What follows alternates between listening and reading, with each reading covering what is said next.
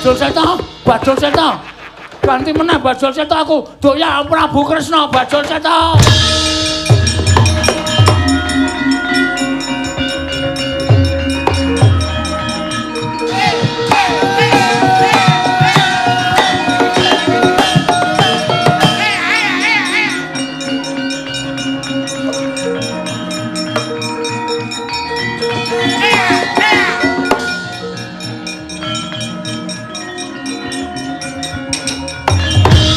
Ulah dalah.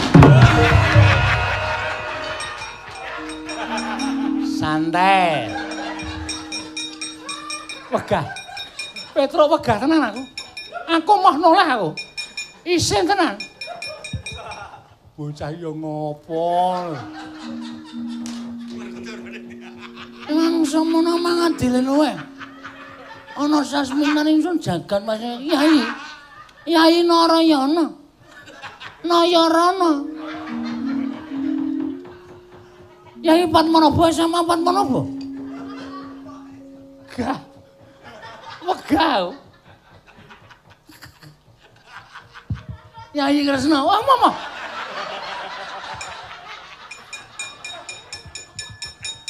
Pun Kakang wis ngerti sapa to sejatine sira. Tak tonton ning saka kaca gedhong.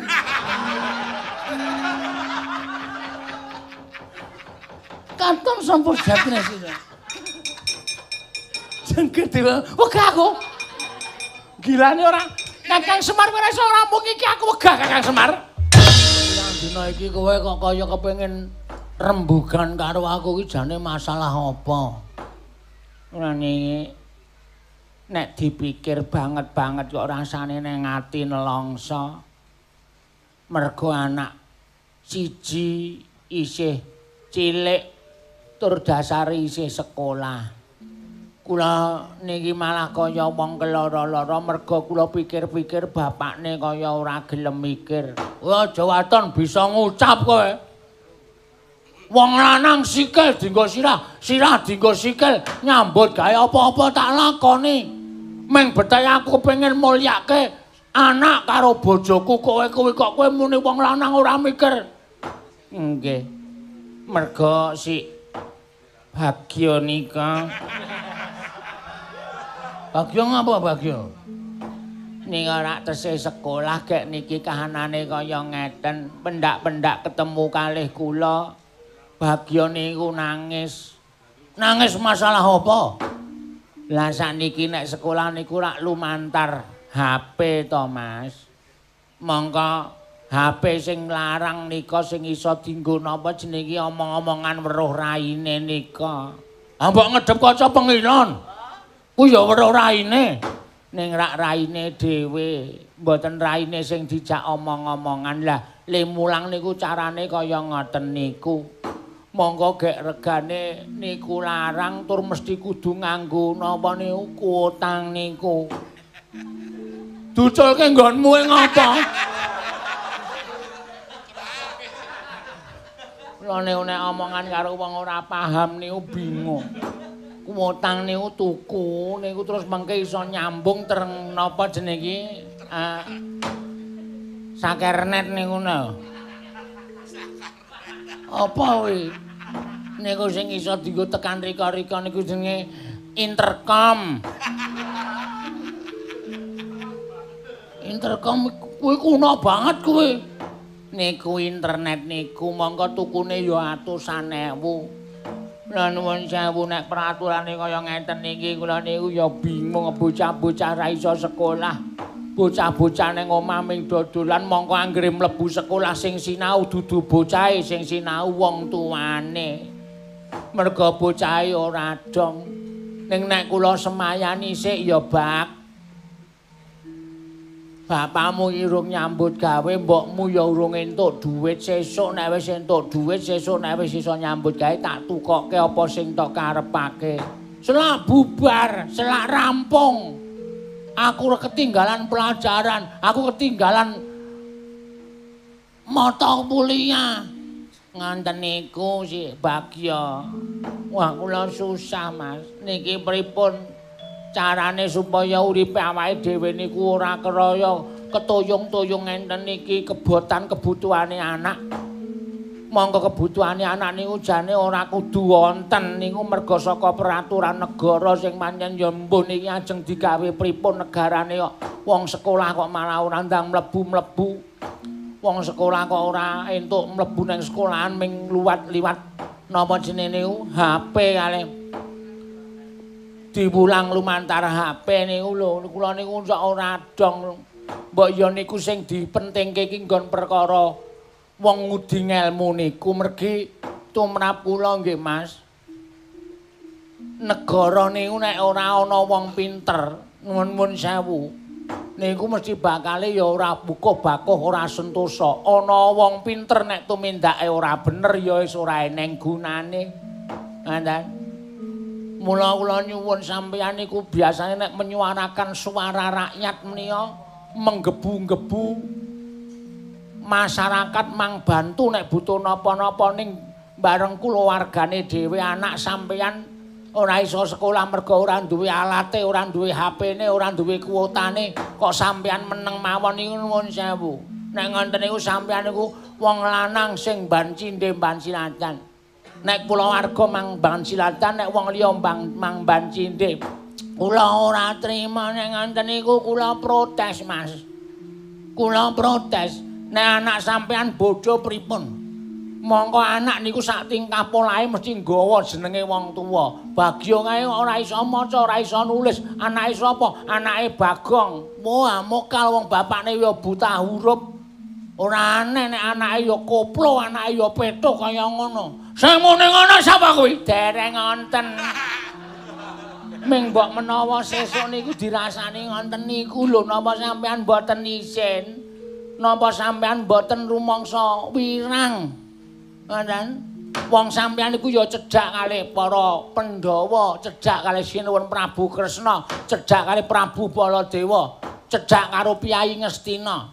Sampean niku biasane sok wani matur. Niki kanane pripun? Liyane dilarang mboten napa-napa. Ning mohon cah sekolah niku mbok ya iso sekolah sing murwat, ora ketang. Nuwun sewu nganggo cara-cara sing aman.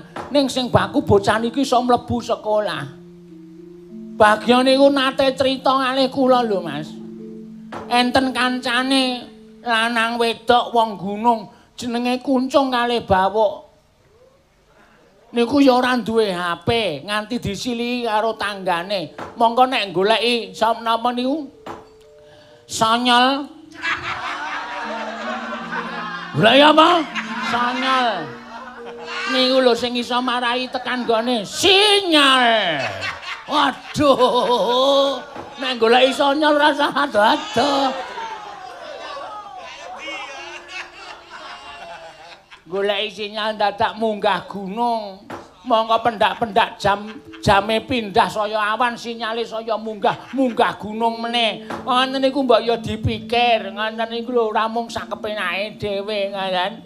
Kula suwun kanthi sanget sampeyan iso ngrampungi perkara niki. Sampeyan niku wong kendel, adhedhasar bener. Bagong niku wis kondang. Jarine sampeyan ketua Karang Kadempel.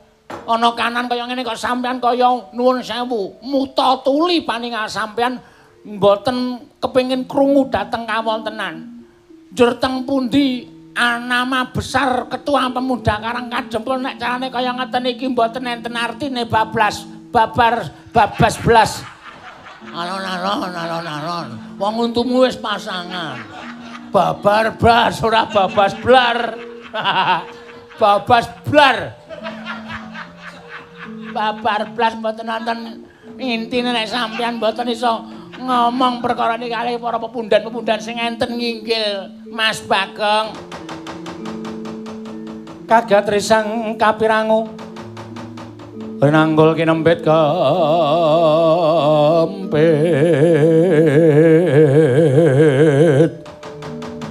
dosang reknaning bawana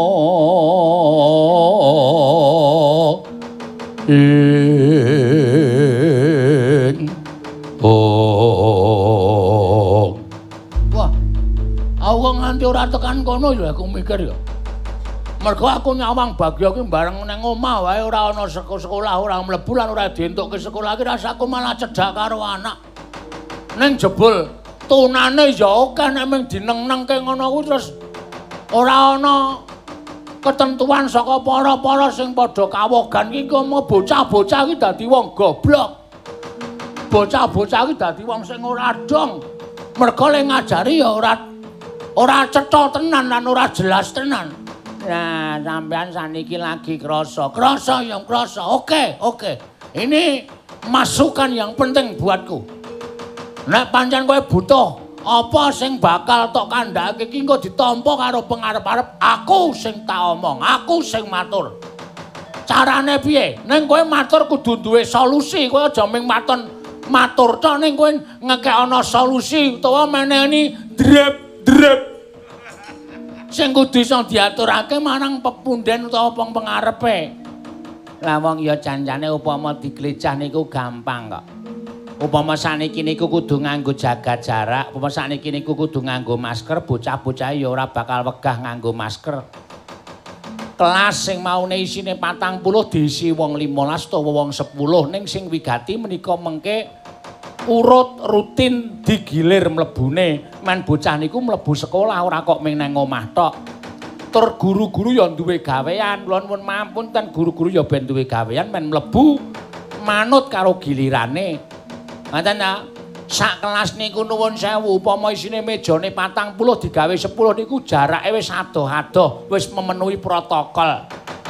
Ngoten niku ya iso digawe kok mamun ming dinengke wae nang omah do playon do pit-pitan. Nek ditakoni pelajaran ora dong. Oke, nek ngono pancen sesuk-esuk biar gagat bangun raina. Aku sing arep sowan ning ngesaning para Pandhawa. Aku tak matur. Neng kudu kaya ngono kuwi kok sing tok kandhakake. Mengko ndak bocah-bocah do goblok mergo kukuh bakuh sentosaning negara kuwi eneng pundhake nom-noman sing pancen pinter babagan ngelmu apa wae. Satemah negara iki kukuh kuat sentosa lahir lan batine. Alhamdulillah, Mas. Kula remen nek sampeyan ngersa paring dawuh kaya ngenten niku ati kula lega men Bagya niku ora goblok, Pak. Bagya niku wis awake ireng. Mripate bijil. Gobloke ra jamak-jamak. Malah saniki nek kon sekolah liwat HP niku mo karepe ngan mancing.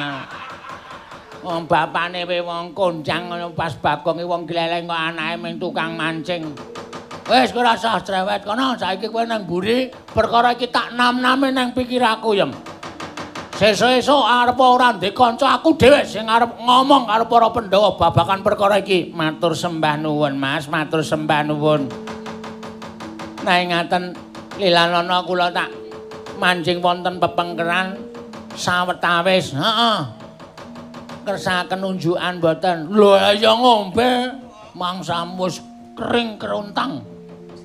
Ngersakaken napa kopi napa teh napa jahe napa jenenge niku serbat arep tak ombekke aku serbat niku unjukan sing pedes wis sak karemu sak gawe-gawemu waton kowe sing gawe barang sing ra enak dadi enak nggih kuwi tenan aku ra goro kowe ambok wedang iki tok gawe ora legien tak seruput weruh raimu ki rasane wis kaya ginastel legi panas kencer nggih wis ngono mundur kono nggih nyun ngapunten kula tak teng wingking sekedhap nggih Mas ngati-ati matur nuwun mengelingke aku matur nuwun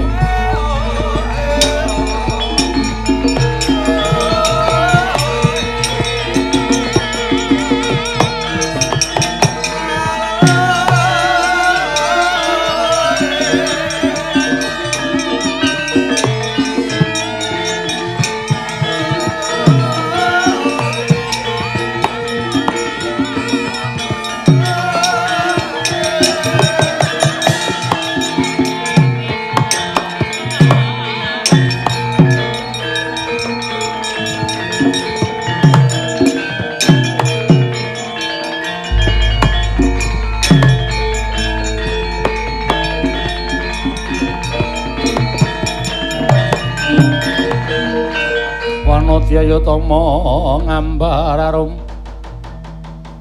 Ngambar arum sang kusuma sang kusuma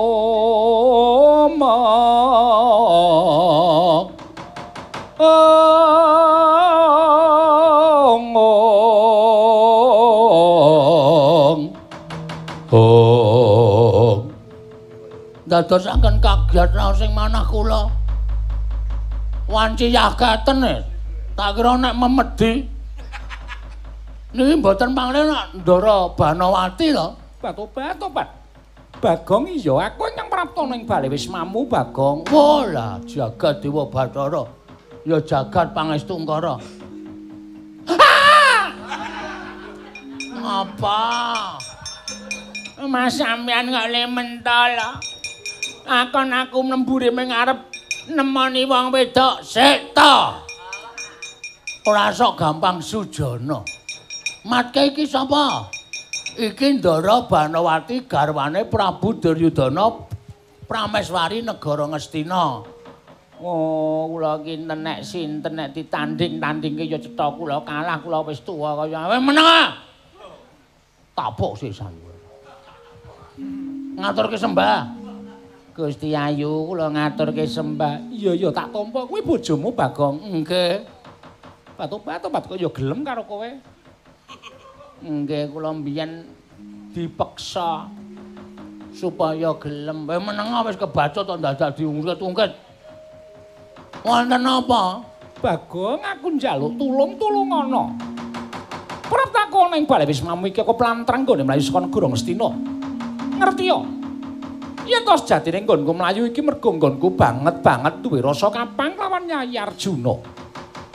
Wekasan aku nglimpe uwal saka Taman Negara Ngastina mengajab aku bakal ana ing Kasatian Madukara ketemu karo Dimas Janaka.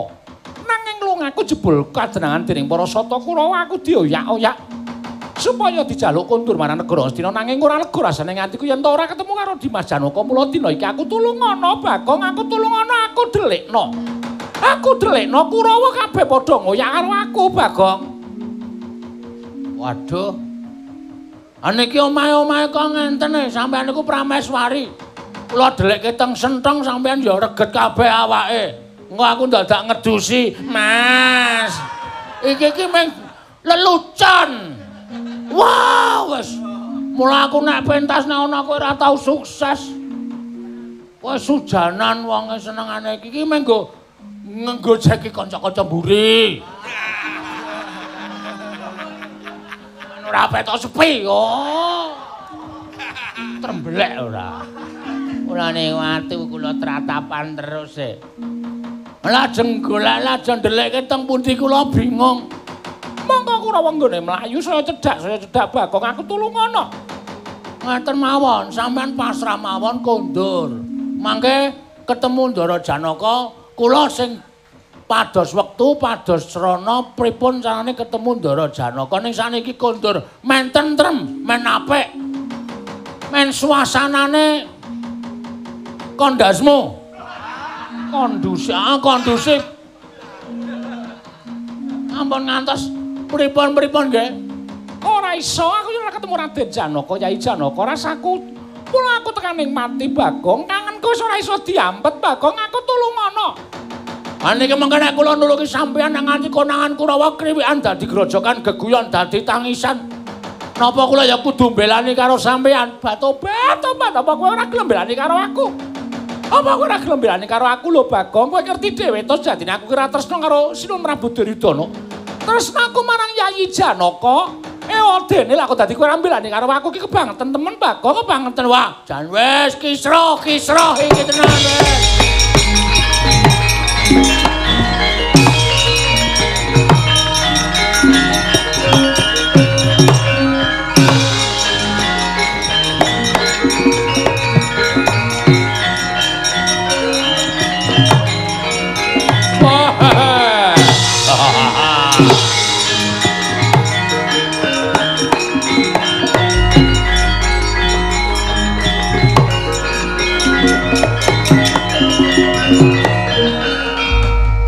Tandya-pala Pandhawa mbiyuk gumulung mangung siring sata Kurawa Kambah unggih Srokati timerut layut sagung praratu. Oh, lah rak tenan ta Dur. Rak tenan.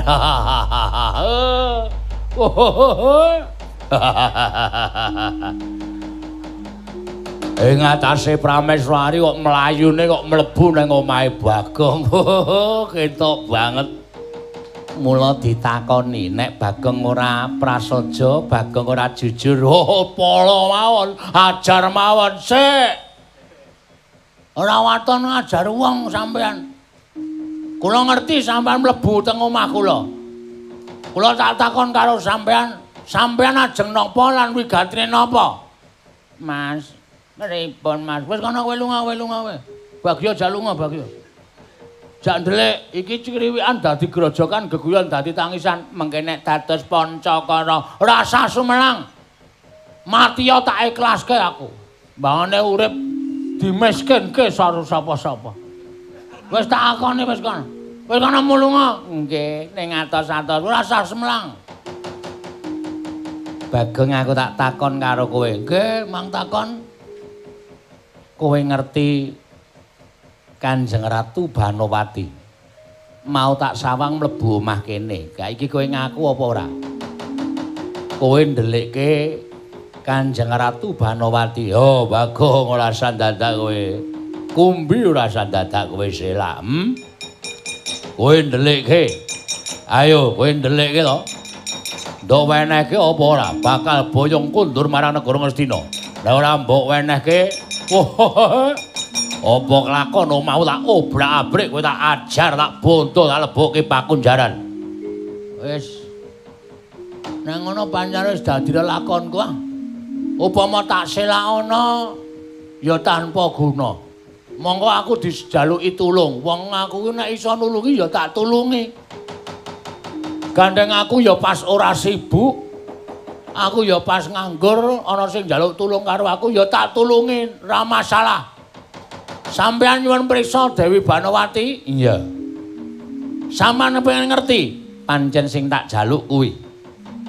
Dewi Banowati teng pepungkuran. Neng mburi ngendi? Teng mburi omah kula. Lenggah teng mriko. Pasrah kali kula nek ana wong sing goleki panjenengane sapa wae kudu kula kon ngundurke. Lho kese. Iki sing goleki Kurawa. Kurawa ki kadang ngata Sinuwun Prabu Duryudana. Sinuwun Prabu Duryudana ki ya kuwi pertimbangane Dewi Banowati. Pertimbangan apa? Pertimbangan truk apa? Omong ora jelas garwane. Ah iya, sing tak karepe pancen kaya ngono. Tegese njaluk bali Dewi Banowati kuwi wis sak trepe, Wis ora iso. Gandeng Banowati ki njaluk tulung karo aku ya wajib nulungi Dewi Banowati. Bagong, Nun. Yen kowe ora gelem menehke Kakang Mbok Ayu Banowati kowe tegese wani karo Dursasana. Wani karo Kurawa. Nyuwun pangapunten. Nek kepeksane sampeyan nantang kalih kula, wong kula niku jenise wong ora tau wedi karo sapa-sapa. Kula niku wong ora wedi karo wong. Ngoten mawon. Waton dasar kula siji, bener. Benermu nggo nendi? Bener kula mergo ana wong njaluk tulung karo Bagong wajib tak tulungi. Dasare wong niku wong wedok. Ngoten. Wong sing ringkeh. Wong wedok niku wong sing ringkeh, wong sing wajib ditulungi. Kuwi iki Prameswari Ngastina. Ora usah kokean ngomong, aku males aku wisan. Ki karepe piye? Piye, Dur? Pun candak mawon. Bagong dicekel mawon diajar. Yen perlu lebokke pakunjaran, yen perlu dipateni. Yen ana tantrimaning Pandhawa, Pandhawa mboten ajeng melu-melu wong ngerti Bagong niku luput pakartine. Wah, ajeng melu-melu yen pancen kaya ngono, tata. Kurawa ingkang bakal nyekel karo kowe. Nuwun sewu nek paripaksa kula wantun lho nek ana pate.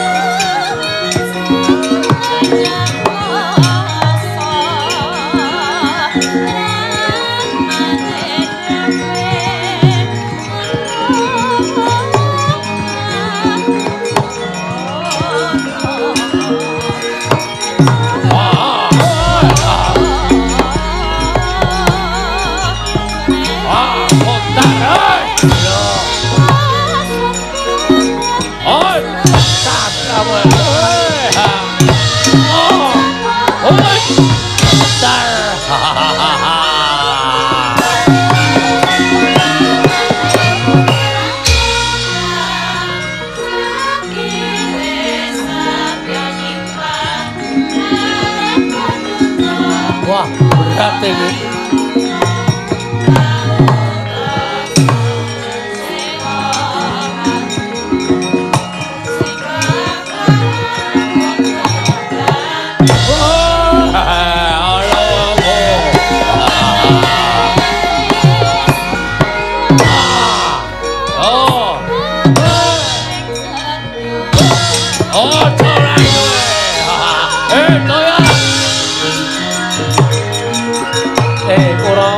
Kepung wakul doyak aja nganti mlaku.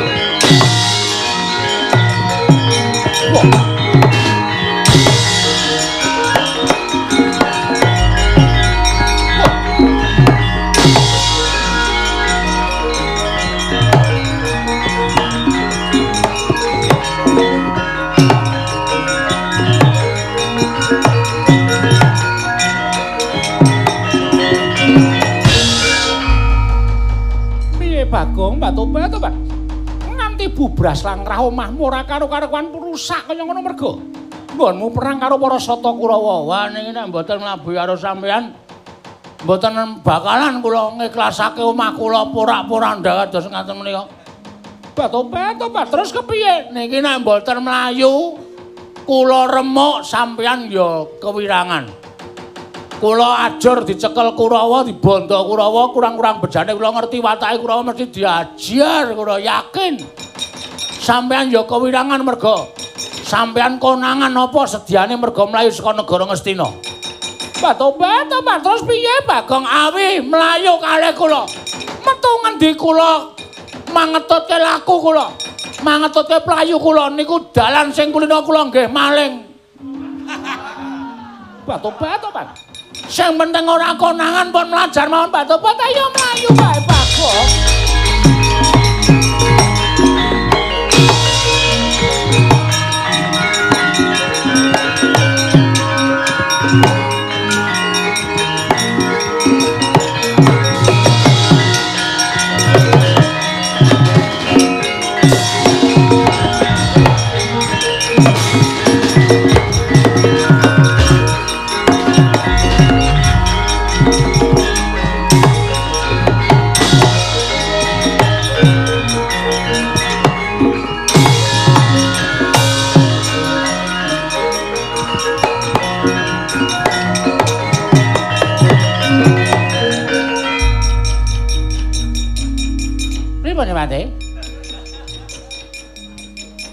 Kurawa ngoyak Bagong mboten kecunggah. Ning ketok Bagong runtung-runtung kalih inggih menika Kanjeng Ratu Banowati mlumpat tembok mlebu grumbul jedul mriko liwat selokan bareng. Ah, Mbak Tobat. Lah kok dadi kaya ngoten Bagong ya pakartine. Beto Dewi Banowati. Sing wedok kaya gelem wae diliwatke dalan-dalan sing rungset lan rumpel. Ya pokoke iso lunga saka negara Ngastina. Niku rak karepe Dewi Banowati. Oh, pripun Demate? Pripun? Ngeten mawon. Kurawa kinen nyebarke utawa kinen ngabari marang para Pandhawa nek Bagong glandhang Dewi Banowati. Nek Pandhawa ngerti Bagong glandhang Dewi Banowati, luwih-luwih Janaka mesti mboten ajeng menehi pangapura kali Bagong. Sing mateni Bagong dudu Kurawa ning sing dadi jalaran patine Bagong para Pandhawa piyambak. Langkung-langkung Janaka waton dikabarke supaya sumebar warata. Nek Bagong glandhang Dewi Banowati pun mboten sak kuwatir. Durmagati, waca Jawa.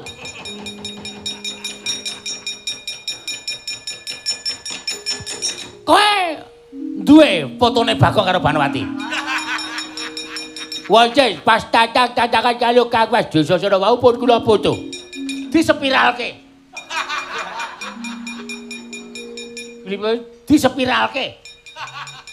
Dikondangke iki lho, dipilalke, dah dipiralke. Disebar ning media sosial media teknologi. Disebarke ngalor ngidul ngetan kulon supaya ndang padha ngerti Bagong glandhang Dewi Banowati. Oke, sakit jauh.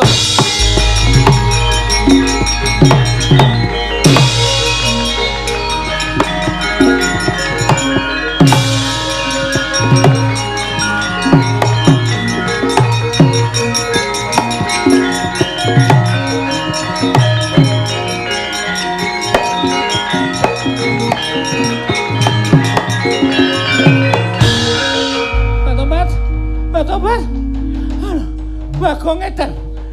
Bagong edan le nggeret aku sampe nae dhewe. Aduh.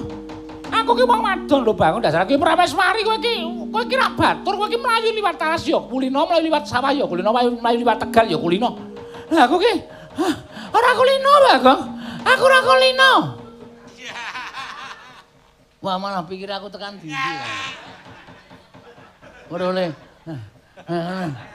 Kuwi niku ya kesel. Petobat. Aduh. Pendak aku dadak mandeg dadak ngunjuk kayak kemben. Mesti mlotro bakal meneh keterangan karo sapa sing bakal midono karo kowe. Keterangan apa? Luwe-luwe nang nganti rayi sampean Ndara Janaka presa kabar sumebar Bagong Glandang Dewi Banowati. Ndara Janaka goleki. Niki kula kalau sampean tengok-tengok teng mriki Ndara Janaka jane wis presa teng adoh mbuh saking pundi. Mentang langkap nganggo jemparing cul. Modal. Kula mati, sampean ketemu karo Ndara Janaka. Kula ora diurus, mbatrang. Pripun? Napa mboten kelara-lara? Terus kula ututane napa? Untungnya di mana kula? Tobat. Kowe bakal tak paringi Brana Picis, Brana Probaya, dhuwit pira wae njaluk omko tak paringi. Nyawa eda dijoli dhuwit. Padake. Tobat. Wis mengko gampang sing baku ketemu karo Raden Janaka, mengko kowe piye njaluk apa, aku bakal nuruti karo kowe. Pun yakin? Iya. Nggih pun. Nggo alon-alon mlaku alon-alon. Niki kula ya ngelih banget e. Tobat, mengko yen ana wong dodol pangan mengko tak tukokke aku sangu duit emas pirang-pirang tekem. Wah edan. Berarti keturutan iki mengke. Iya wis ora usah kuwatir.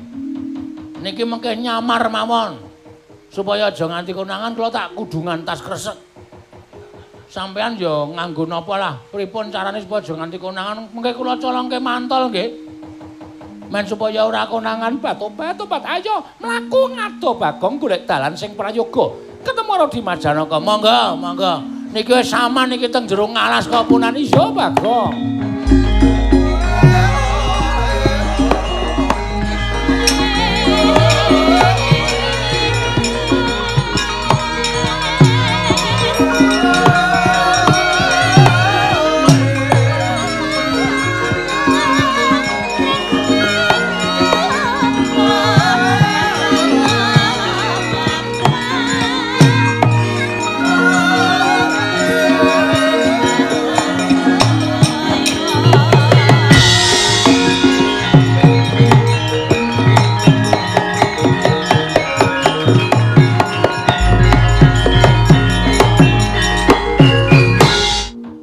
Ndara Janaka Kakang Semarya.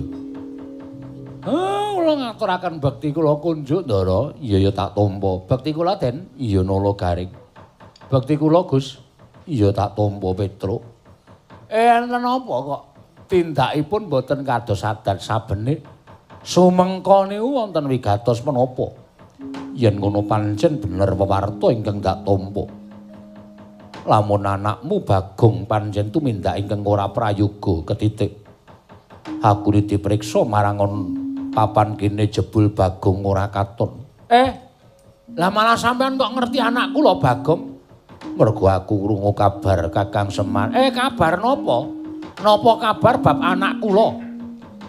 Kabar ingkang sumebar warata nganti Kanjeng Koko Prabu dawuh kelawan aku nanjihke kelawan kahanane Bagong. Yen to dina samengko ana kawan Bagong wani nyidra marang Prameswari Ngastina ya kuwi Kakang Mbok Ayu Banowati Kakang Semar.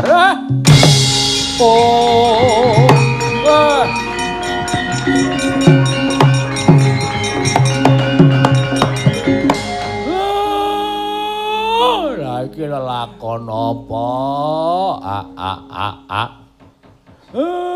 Bagong kowe iki wis mingerke blatmu apa piye? Adat saben kowe iki gawe kisruh ning rak ya ora perkara sing abot kaya ngene. Lah kok dadi kowe nyeneng jenenge wong tuwa. Ah, Bago, bocah kok angel kandan-kandanane. Ngapa to, Pak? Bagong wani gawe lingsem nyidra prameswari ngestina gareng. Wah, trondolo tenan. Krocok mbendho.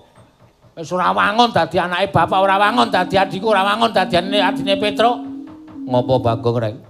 Nyolong Dewi Banowati, Tru. Wala setan lho. Ketemu kepruk boto raine tenan. Wis ora ana pangapura nganggo wong sing kaya watake Bagong. Biasane iki tumindake ora nganti kaya ngono kok iki kok wis nerak pacak nerajang perbatan wis mlumpat pewaler iki. Iki wis ora bener nek diapura meneh, Pak. Upama dihukum ya wajibe dihukum Bagong. Terus pripun? Mula aku kedugung upaya menyang didununge Bagong. Yen wis ketemu aja mbok luputke Janaka yen to aku kudu mentolo kelawan Panakawan Bagong Semar.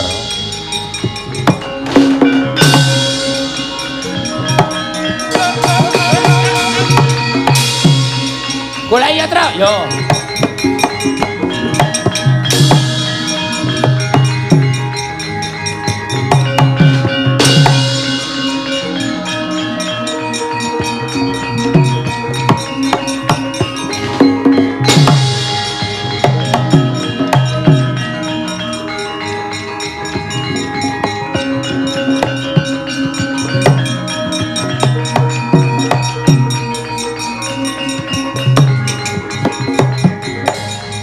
Panudya Yutama ngambar arum sang kusuma. Tobat, Bagong. Wonten Jawa. Aku wis mkandha arep yen tos temene aku ki nggone lunga saka negara Ngastina ki nggonku kangen lawan Yayi Janaka. Lah iki malah kedarang-darang tekan tengah ngalah sadoh banget parane iki jane wis tekan ngendi Bagong? Aku kok ora ngerti papan dunung iki. Nek mau wonten tulisan sampean mboten maos napa? Batu ora maca, aku ora maca. Alah jan wis, lha nika tesih ketok sing ngriki. Sampean mang lenggari iki. Batu. Jeng mele niku sok diwaca papan-papan niku dadi apal lho kene iki daerah ngene, desa iki, dusun kae, kecamatan kaya ngono. Senengane ora. Nika ora pun wonten tulisane to. Lho nika. Oh. Alas. Alas. Burine kaya apa tulisane ketutupan godhong saka kene. Ah tak wacane nek sampean ra iso maca tak wacake ampun sumelang. Ha kula niku cah cerdas. Cerdas. Alas. Geogo enggung. Ili wah awang. Gung liwang. Ili wa awat. Gong liwang liwet. Wah, enak niki. Awas kok enak lho. Gong liwang liwang maksude. Ngisore niki nggih enten tulisane kok mang waca. Iya, tulisane apa?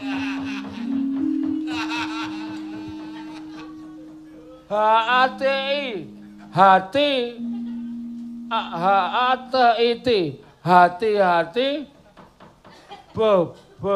B-A-N-Y aek nyemek ngawur banyak keekerere banyak alas kok banyak kere keeke wah awan kewan kewan geaga ala galak oh ngatos-atos sampean ngojo ado-ado kali kula niku mergane akeh kewan galak iya C-O-C-N-T-O-T-H-N-Y-A contohnya blabake gede banget nggih kewane jenenge ditulis Mbah Karang nika ben dinas kehutanan niku tertib iya kewan galak 1 geaga erengpung garengpung garengpung niku nek gelem nyokot wah wis tenan ora diculke Menyodi ngoten tenan niku. Sampeyan tau dicokot gareng wong durung. Ah, hati-hati mula disebut kewan galak. Iya. Angka loro es. Es. Apa? Res-respo. Res-respo. Ah, res-respo. Niku ya galak. Ha niku nek mlaku meng alun. Mongko ninggal iler. Iya. Ilere niku sing gawat, iritasi. Iya. Tak wacane meneh nggih.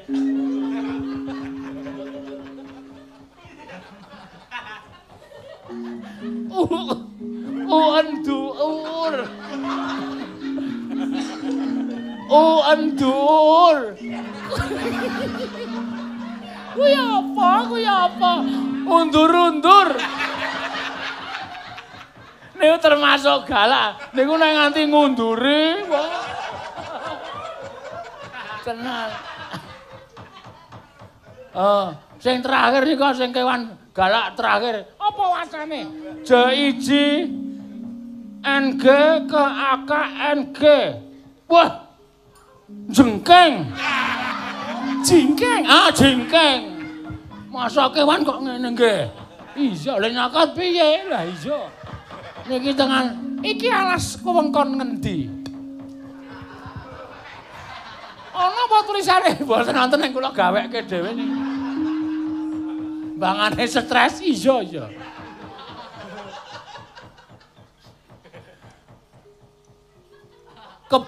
Keba-aba. Iki ora guyu. Maca kok guyu. Keba-aba. Wah, ke bawah. Wah, edan. Malah kon medun barang. KKPREN. Ngeprint. Ngeprint sapa? Ke bawah ke perintah. Negara ke AK Mbobo aja Kamboja. Wah iki sado banget lek mlaku iki. Luar negeri. Itu kan. Wah, luar proja. Kamboja niki Patobat. Iki adoh banget Bagong kok ya ora krasa lek mlaku. Ha ya karang mlaku ro wong wedok iki mesti ora krasa kok. Ana mlaku lho, lanang do lanang mesti meng titik wis sikilku wis banyak. Auto ke es teh, wes. Aneh-aneh pokoke. Tenan yakin. Iya. Saya kancane lanang jak omong ora gelem wis wegah. Manes pokoke. Kaya arep glunding-glundinge nang jurang. Iki terus le bali piye? Rasa mulai wis kana tulisan meneh ngisore. Apa ge ugu ya uyu paguyuban. Lho. Alas kok ana paguyuban. Patobat iki werna-werna wae, Bagong.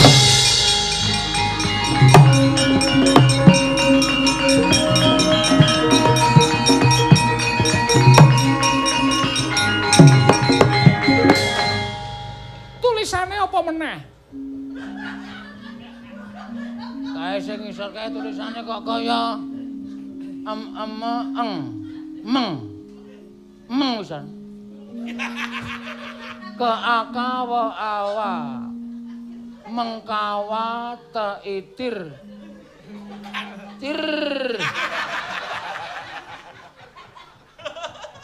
mengkatir kliwat mengkhawatir keakaan mengkhawatirkan ge ente iti gento goblok genteng iki kok saya suwe tak waca kok suasanane saya ora waduh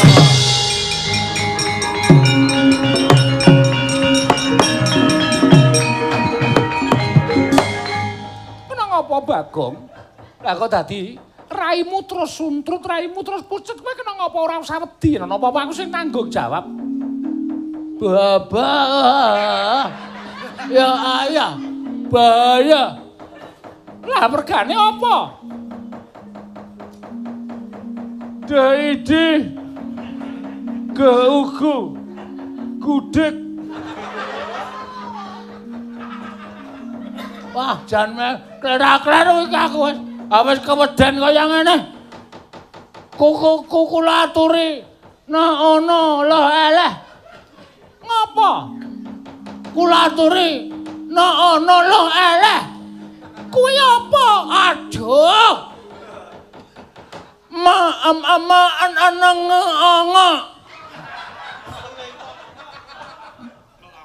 Menenganga.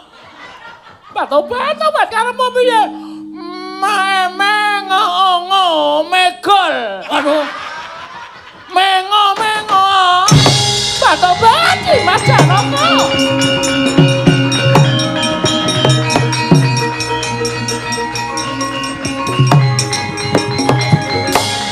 Babar pisan Dimas.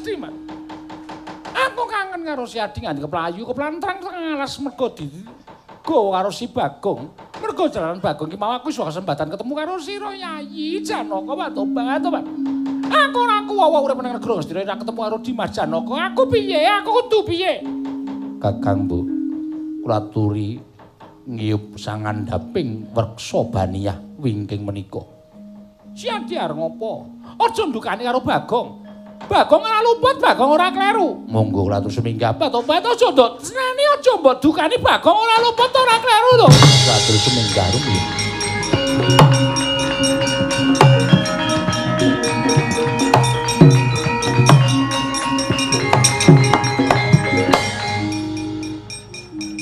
Baik. Baiklah. Wis nek arep dihukum mawon ta.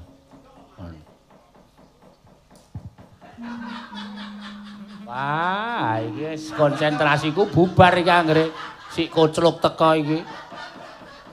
Aku lek ndelok ning jaba wae ora bengak-bengok ya. Engko tak pakani watu, aja kuwatir. Engko tak geruske botol wis ning jaba.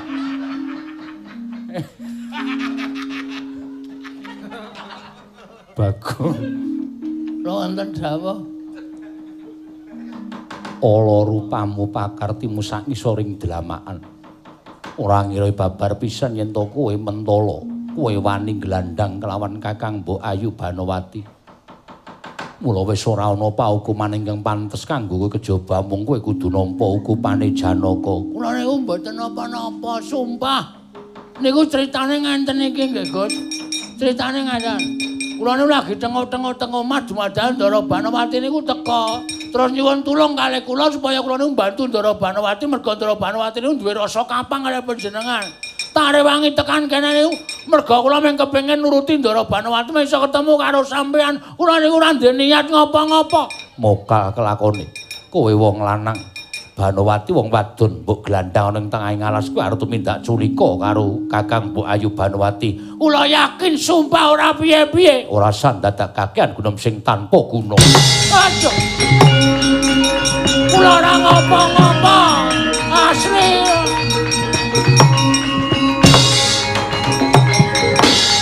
Sambato.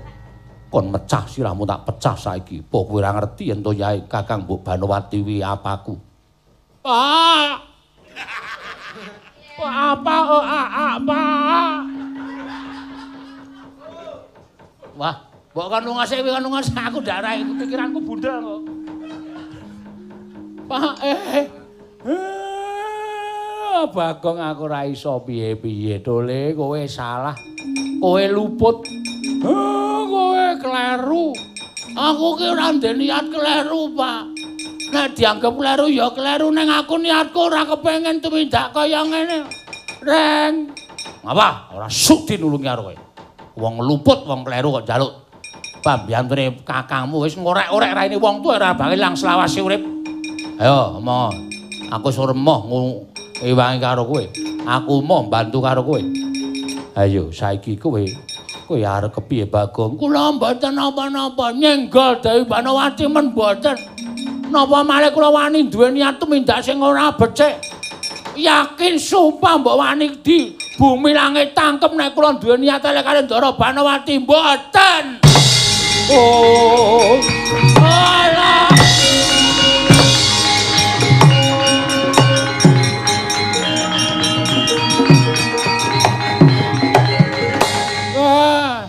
Bagong kowe nek ngaku ndaramu mesti ora duka ngono kuwi. Gong kowe nek ngaku malah ndaramu ora duka. Le kowe iki nek ngaku apa anane malah ora duka ngono kuwi. Ngaku-ngaku ora apa-apa, kok ngaku ambek luwung minggat legane. Oh.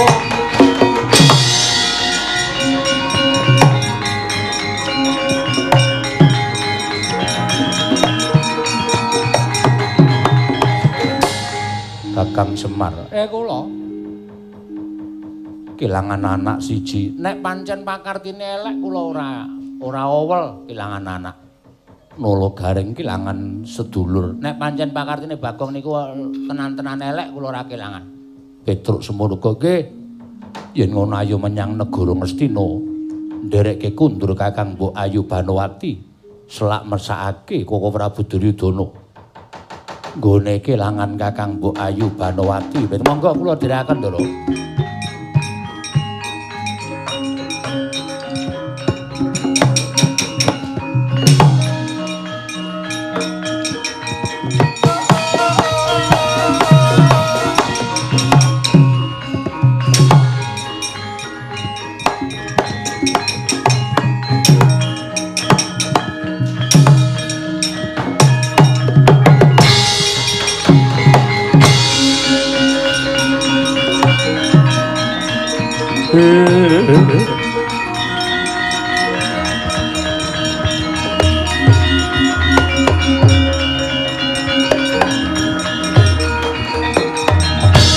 Maraina smopang mangarono kadinetraning angka rapuh sabdaning kokila ringkani kara saketer kene donganing kong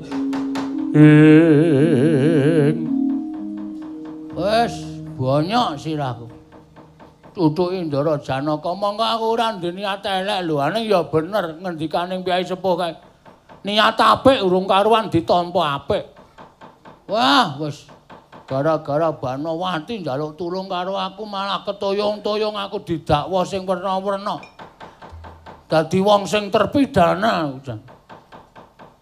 Semar ya wis ora nulungi karo aku, Gareng omongane ya wis atos.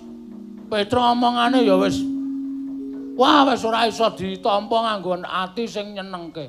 Ha iki tekan ana wujuding kali iki kali ngendi iki? Tak wacane. Tak sanding. Wah apa wis. Apal aku tau adus rene aku mbiyen.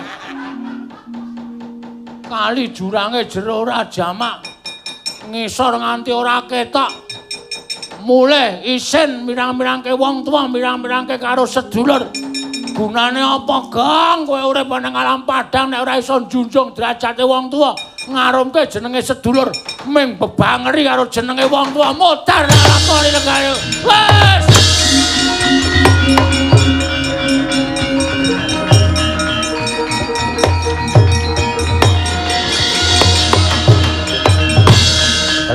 Keleang kuwandaning ki Lurah Bagong. Tingkem Kang Netra nalika semanten timuyup saking Dirgantara. Nengging kang tunggu juranging kinarya nglalu Lurah Bagong. Wujuding seluman sigra nyaut ungganing ki Lurah Bagong.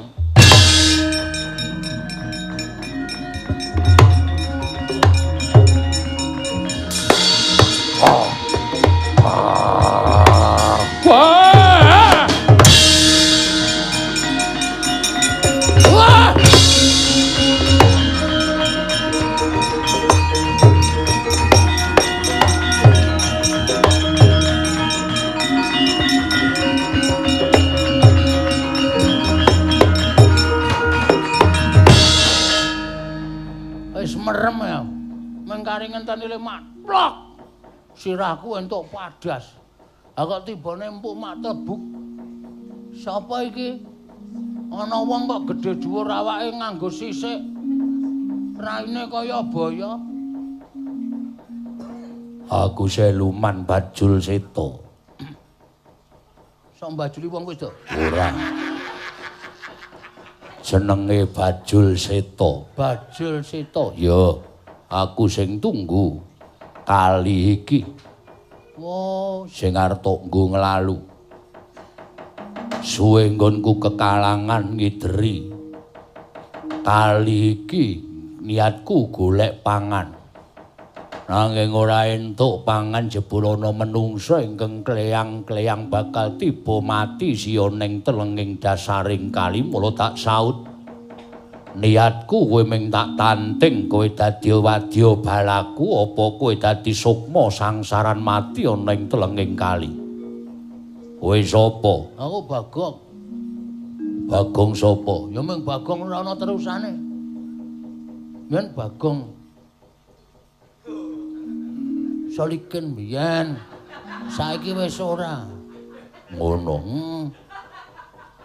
Ora dalah piye kowe milih rong perkara.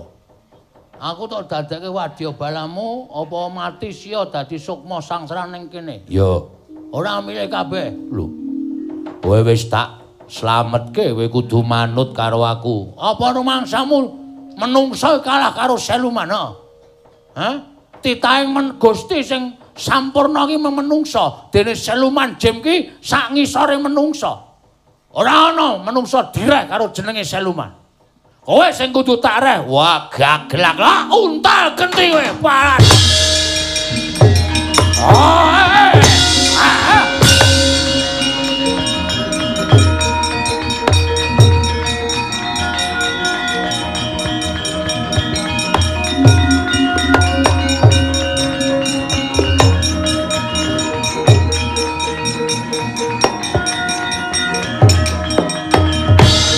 Eling-eling ki Lurah Bagong ngrasuk kapercayan agama pungkasan. Nalika semanten wis pinaringan dawuh dening Ki Lurah Semar lamun anempuh bebaya sigra ngrapal inggih menika ayat Al-Fatihah. Wong salwangsul dadi nglumpruk Seluman Bajul Seto.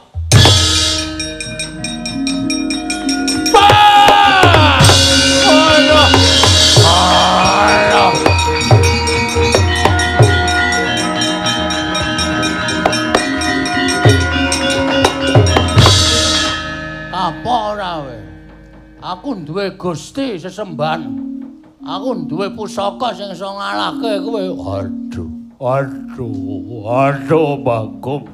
Awakku panas. Diblono ye. Panas awakku merga saka ukara ingkang mbok batin sarta sithik-sithik metu saka kedaling latimu. Oh, panas awakku, aku ora kuat nyangga kekuataning surasaning tembung kuwi mau. Kapok ora kowe? Ya, aku kapok. Nek kapok wiwit dina iki kowe kudu dadi andhanku Bajul Seto. Waduh. Dadi andhaku. Kali dadi kekuasaanku. Jurang iki dadi kekuasaanku. Iya. Ikhlas? Ikhlas. Wiwit dina iki sing ngadus aja wong lanang, ning khusus wong wedok.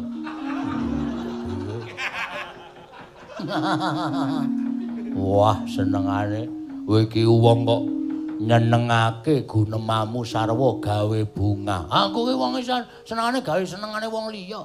Dadi kuwi termasuk ngibadah, gawe bungae wong liya iki termasuk ngibadah. Mula aku ki arep dianu apa-apa ora iso temomo. Iya. Nah iki ngene. Piye?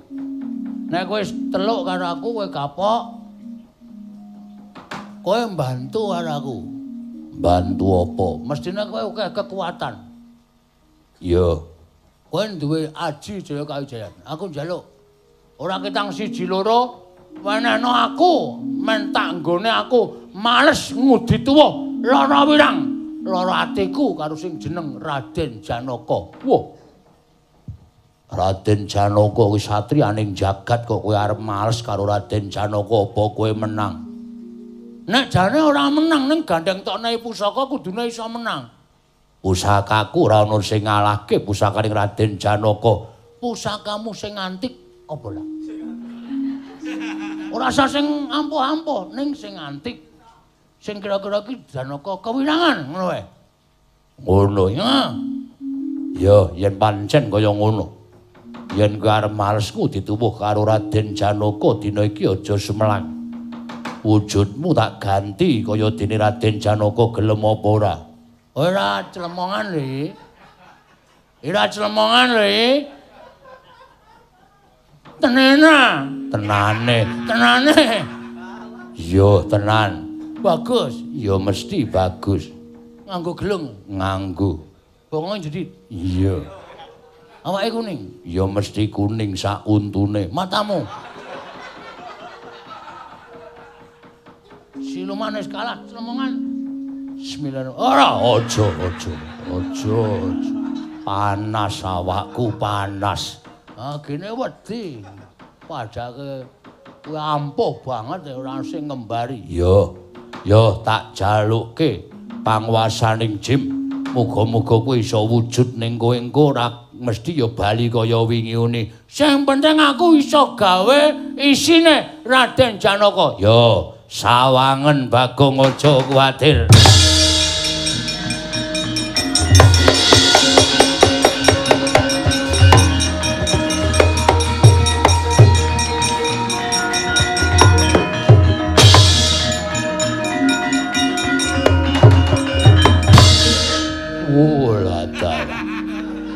Baguse ngedape-dape.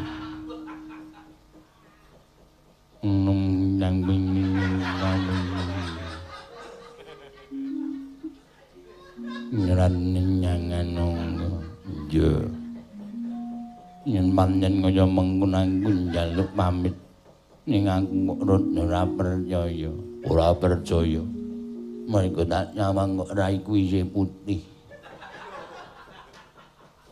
Nganggere ngapusi karo aku ana seluman. Taleni kanggo oyot mayura. Nah. Ngipusa. Apa ngapusi wae? Rupane isih Bagong, rupane je Bagong.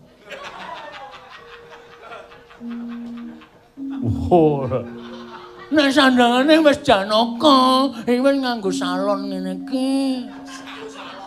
Iki wis nganggo konde, iki wis nganggo jarik sing persis Raden Janaka. Iki lho perutnya. Masih gemuk, rainya masih teng brocel. Raimu ora iso dipermak. Rai kok kaya cor-coran dasmu. Seluman ngono iki rai kok cor-coran. Wis ora masalah, sing penting aku njaluk pangestu. Ngene, sama iki Bajul sapa? Bajul Seta. Saliyane Raden Janaka kok aku iso malik apa-apa? Iso. Carane kowe nyebuta jenengku ping 3. Apa sing tok karepke kowe iso malik. Nah, mergo Janaka iki kancane akeh. Engko nek nganti dombelani Janaka nek bisa-bisane jaluki tempur karo aku. Janaka tempur karo aku. Mergo iki sing nangkem aku dadi tembuke tempur.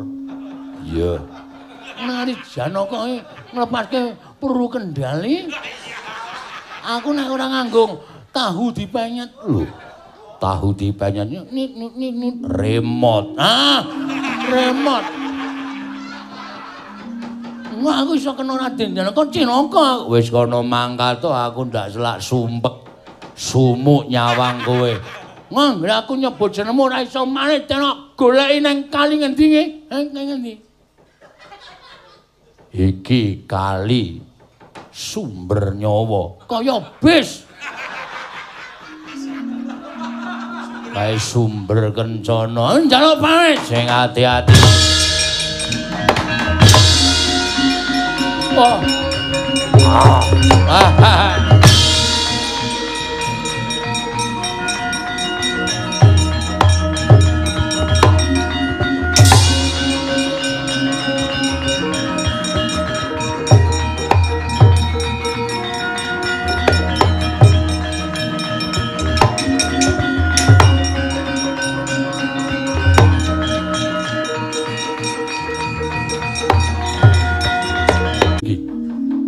Eneng parigawe apa? Ngaturaken ketiwasan sinuwun. Wonten wujudan ingkang ngelok-eloki menawi dipun titipriksa tan prabida kados dene pun Arjuna inggih pun Janaka.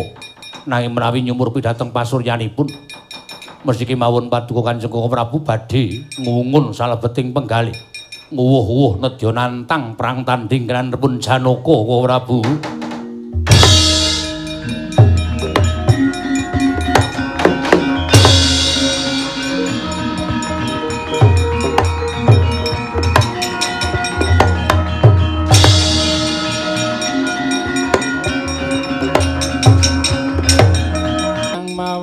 Gandrung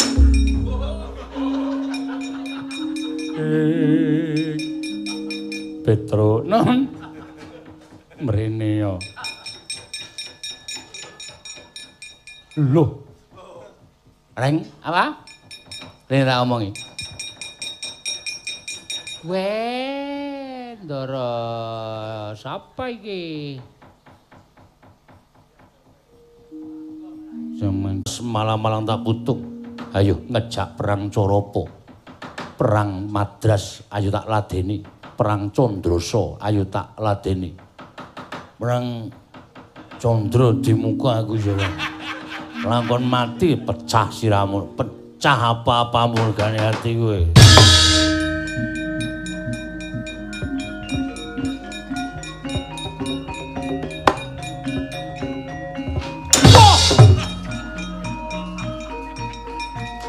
Modiar we.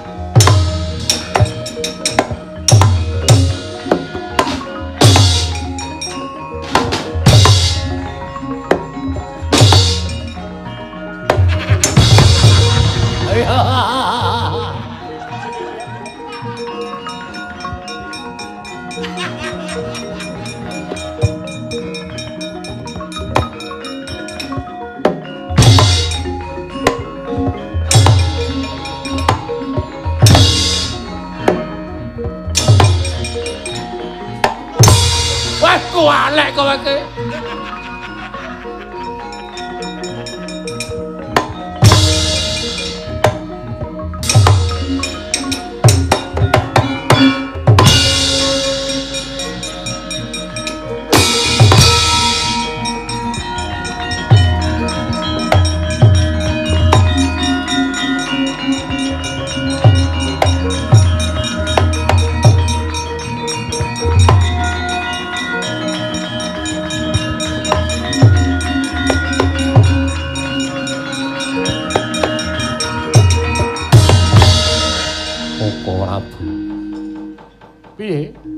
Kabar ingkang sumebar apa wis bisa mbok sirep? Sampun. Namung tiyang wonten ingkang wantun damel ingsem kula. Mawi sandhangan Janaka rupanipun boten pokra. Lho, ngembari adiku lanang Madukara. Kasinggihan mekaten. Werkudara, ora ngewangi adimu apa piye?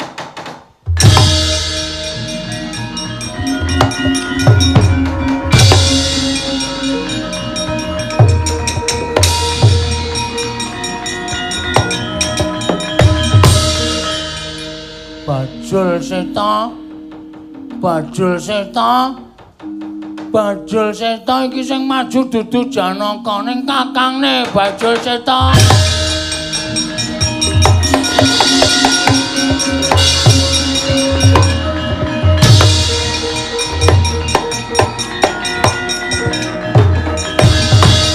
Arsa madangi dalan Munga-munga paneng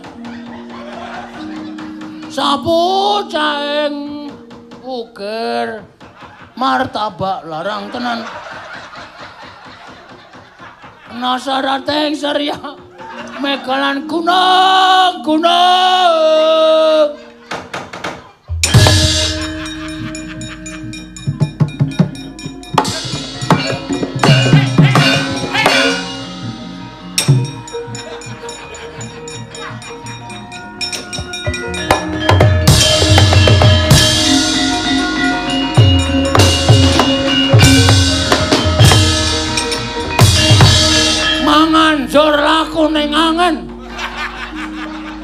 Kugeranggrane ngarga kura-kurnita. Kakiri-kiri.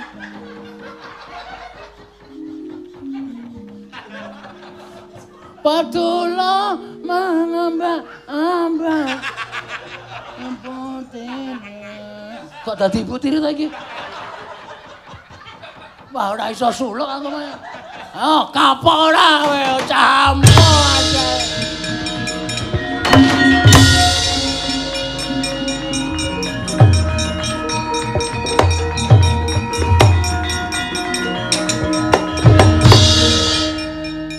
Piye? Gah. Sin. Ora kok isin ki ngopo? Werkudara. Werkudara? Kowe iki nek tumandang ki ora kaya ngene kok. Dadi iki kok kaya ngene piye? Gah, Sin. Karuane mbok du karo singa bareng. Mbok du karo gajah 40 aku ora wedi. Wah, didu karo wong edan. Wah, isin. Kowe nek ngerti mesti guyu.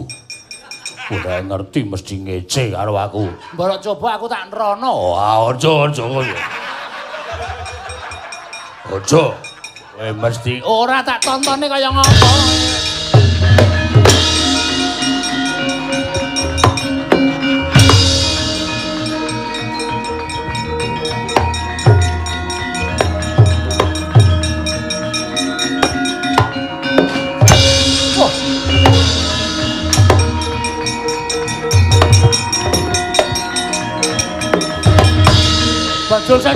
Bajul Seta. Ganti meneh Bajul Seta aku. Doyak Prabu Kresna Bajul Seta.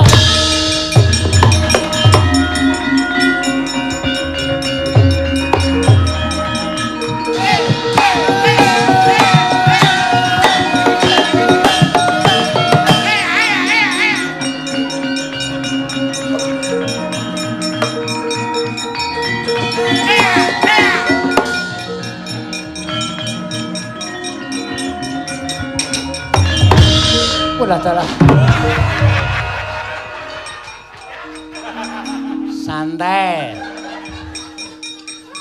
Wegah. Petro wegah tenan aku. Aku mah noleh aku. Isin tenan.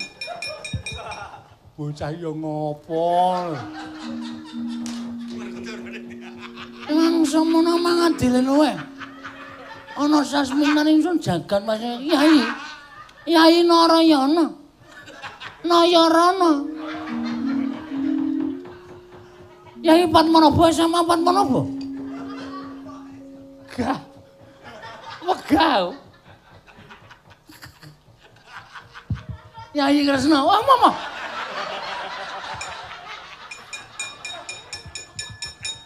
Pon Kakang wis ngerti sapa to sejatine sira. Tak tonton ning saka ing kaca gedhong.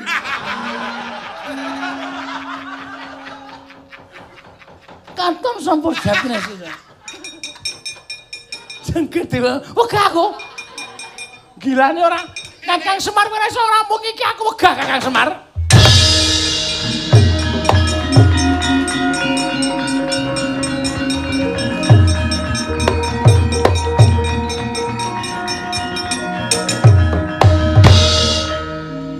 Nimang somono madine kowe. Ana sasmintane ingsun jagat wasisaning Bathara. Ora bocah iki tek ampuh men. Iso malik apa-apa. Agong lho kowe. Us. Aja ngawur. Mono gage sawangan. Iki Makuthi.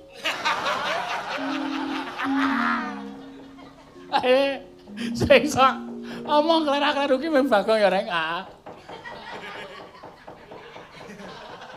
Awang teknologi ora ditelogino.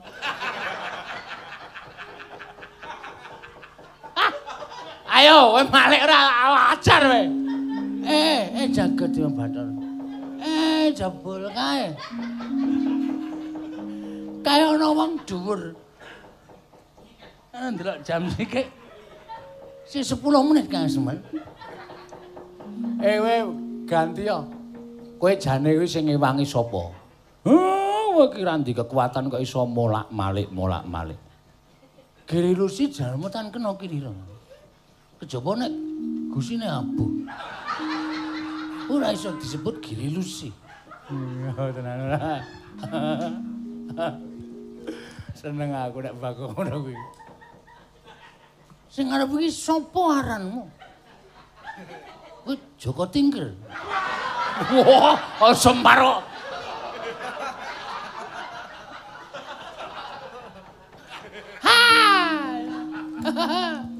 Oh ini kok Joko Tingkir. Iki Joko Tebon ora masuk.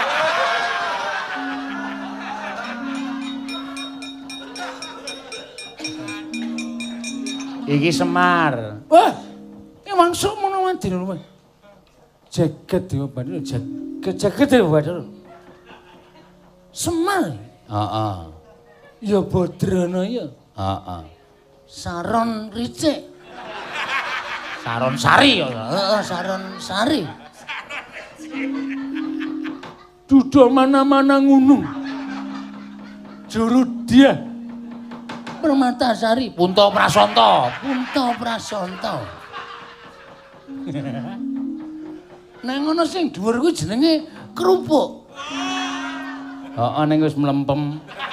Aku doyan kaya sambel kecap. Wah, Ketha Bagong iki sok nyolongi kerupukku teke sambel kecap ning Bagong kok. Sing cilik iki sing silite iso.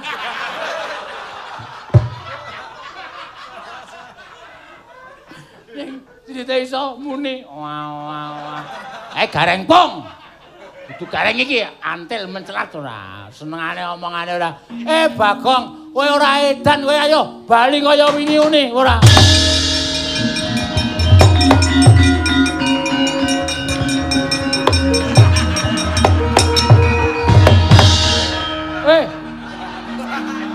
Lapa. Cari kan ganti Bagong. Ya ganti Bagong. Jangan wes. Ora pati nduga mana. Kuwi Bagonge bapak mbiyen. Ayo disinggahke nggo pusaka, ora usah ditok-tokke ngono. Wah, jan wis. Wis jan wah. Diwale. Aku dune nek cara mbiyen iki wah jan wis. Saiki modern netro. Wah jan wis jan wah. Aduh. Nganggo gamelan men iso badar. Oh ngono ya Mer.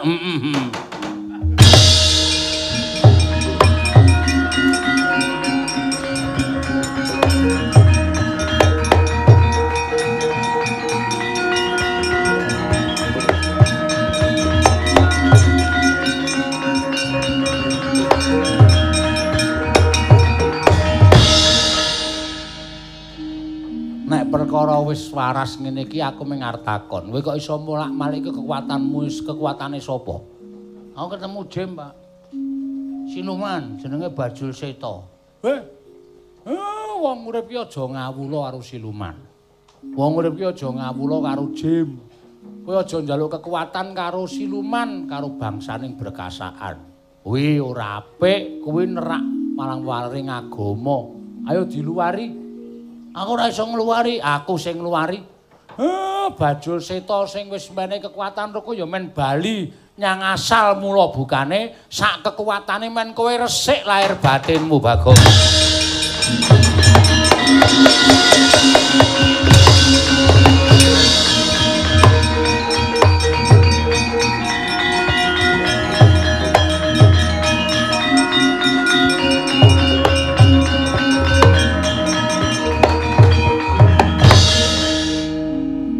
Dadak Malik wong pirang-pirang ki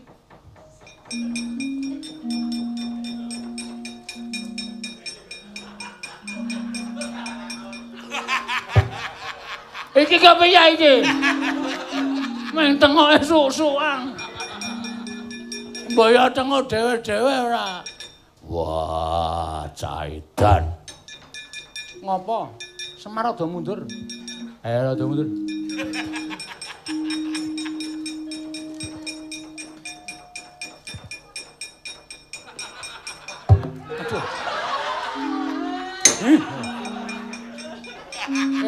ora sengaja teken kula keri, teken keri. Loro e pajake. Aku ora didakwa. Kula kaya dene wong terpidana. Rekae ngewangi Ndara Banowati malah dadi wong luput, dadi wong disalahke. Dikira macem-macem karo Ndara Banowati nganti kula diseneni Ndara Janaka. Ndara Janaka dikon lunga. Kula wis nglalu lho, nyemplung jurang lho kula. Iya, enggak. Jurang endi? Jurang Jugel. Aku nek weruh Bagong ki sengit, ning ya sok kangen. Ning ngene iki aku males trimo ora weruh. Heeh. Ki anggere isih ana wong loro wiyaga sing ora Bagong ki. Ya tinggal nang kewen. Semarang Grengguyu tak antil ngono. Ora. Lah terus karepmu ora nyuwun sing jenenge Janaka, ya Raden Janaka. Hai bendaramu. Ya, nggih. Ndara Janaka rawuh mriki njaluk ngapura kalih kula. Tok niku. Pun liyane mboten. Kalih nyuwun arta. Lho. Dinggo ngapa? Nggih numbaske HP anak kula. Kalih nggih tuku kotang. Men anak kula iso sekolah lumantar HP niku mawon. Sampean pemerintah ora ngekaki dana ming duwah-dawuh. Ayo belajar liwat iki, belajar liwat. Nek ana ditewe beres, leng golek ngrekoso. Oke, cah cilik do nganti nyambut gawe, pengen lumpukke duit, pengen iso tuku HP, pengen sekolah. Oke. Nutuk terus ana.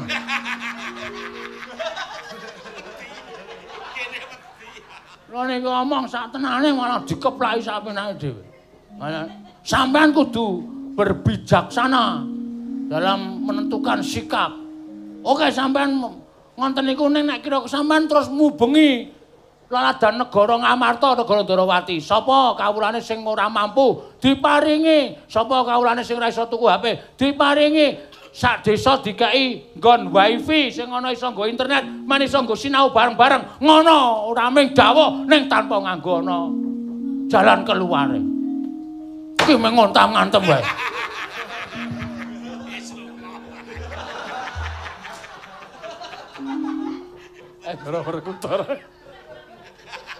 Ndara Werkudara nganti wedi lho. Yo. Becik banget Bagong. Ah becik. Padake ora. Mangsane kulane prihatin. Ha kula niku nek iso sugih. Nah, kula niku nek dadi wong sugih, dadi wong duwe, jajali job kula ora batal. Ha tuku HP kula 10 tak domke bocah sing ora iso sinau niku. Sing ora duwe HP, wong ora duwe dume kabeh.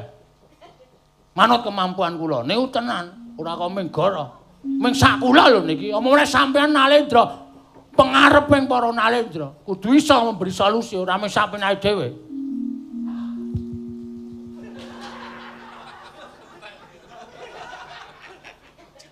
Mangsane. Ngapa, Pak? Aku wedi. Ah, rasa wedi kok menyuarakan kebenaran kok wedi ora. Iya, Bagong. Sesuk ana penggalian saka Pandhawa lan panjenengan ingsun. Alhamdulillah, ning sing penting anak kula tukoke HP sik. Iya.